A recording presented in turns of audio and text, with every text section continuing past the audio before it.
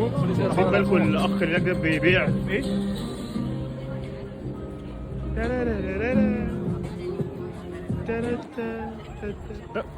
ايه يا كابتن؟ اللي انا فيه دلوقتي ده اسمه نيو بوند ستريت. ده شارع الحرامية الاغنياء اللي بتوع لندن، كلها براندز لوي فيتو، ديور، شانيل. ده في بيربري، لارف لورين، فينتي، برادا. ده مستوى يعني الناس واقفه بتصور الديسبلاي بتاع دايور عشان عاملين ديسبلاي تحفه طبعا عشان الكريسماس. وده واحد قاعد بيعزف مزيكا عربيه غالبا. ده من ضمن الشوارع اللي في لندن اللي لازم اي حد يجي يتمشى عشان يتفرج على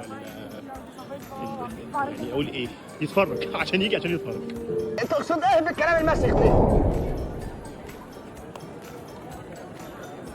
الزحمه دي على لارف لورين مش المحل، اعتقد ان في هنا حاجه تبعوا فيها كافيه او حاجه نستخدم قهوه.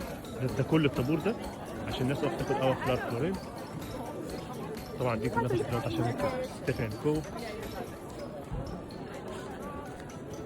وده باتن فليك جنيف حاطط الساعه بتاعته هو عامله ازاي.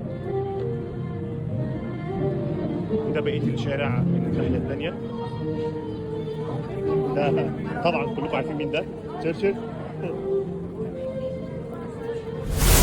الشارع ده لندن كلها كانت الشارع ده لندن كلها. وده بقيه الشارع.